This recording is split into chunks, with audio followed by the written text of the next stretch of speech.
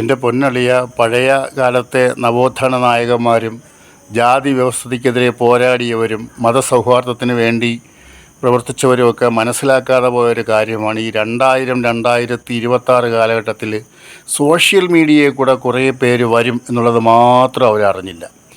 ഇന്ന് ഈ ജാതി, വർഗം, വർണ്ണം, ഈ പല കാര്യങ്ങളും ഏറ്റവും അധികം പ്രചരിക്കുന്നത് ഈ സോഷ്യൽ മീഡിയയിൽ കൂടെയാണ്.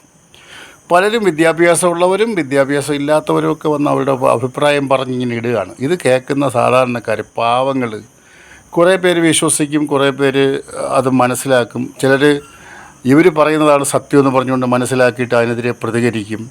അങ്ങനെ പ്രതികരിച്ച് നമ്മുടെ നാട് വല്ലാത്തൊരവസ്ഥയിലേക്ക്, ഒരു 2045 ആകുമ്പോഴേക്ക്, നമ്മളെ കുട്ടികളൊക്കെ വളർന്നു വന്ന് ജീവിക്കാനൊക്കെ ആകുമ്പോഴേക്ക് ഇവിടെ ജാതി വെറി, മതവെറി ഇതൊക്കെ ഏറ്റവും അധികം വർദ്ധിക്കും കേട്ടോ. അതിനിടയിലേക്കൊക്കെ ഇവരൊക്കെ പിടിച്ചിരിക്കാൻ ബുദ്ധിമുട്ടായിരിക്കും.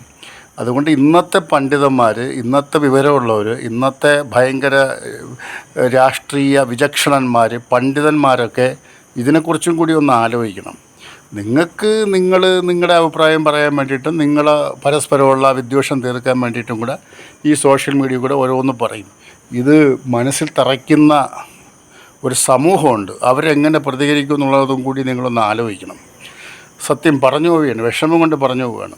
ഒരുപാട് കാര്യങ്ങൾ കണ്ടും കേട്ടും മനസ്സിലാക്കിയതുകൊണ്ട് പറഞ്ഞു പോവുകയാണ്. ഇതൊന്നും ശരിയല്ല. നിങ്ങളുടെ ഭാഗത്തിൽ ന്യായീകരിക്കാനും നിങ്ങൾക്ക് താൽക്കാലികമായിട്ട് നിങ്ങൾക്ക് 5 പടി മുകളിൽ കയറി നിൽക്കാനും വേണ്ടിയിട്ട് നിങ്ങൾ സമർത്ഥിക്കുന്ന ഈ കാര്യങ്ങളൊക്കെ ഭാവി തലമുറ, ഞാൻ ഈ പറയുന്നത് ജാതിയോ വർഗമോ വർണ്ണമോ രാഷ്ട്രീയമോ ഒന്നുമല്ല, അവരുടെ മനസ്സിലേക്ക് എങ്ങനെ എത്തും എന്നും കൂടി നിങ്ങളൊന്ന് ആലോചിക്കണം. ഇത് പറയുന്നു എന്ന് മാത്രം. ഓക്കെ.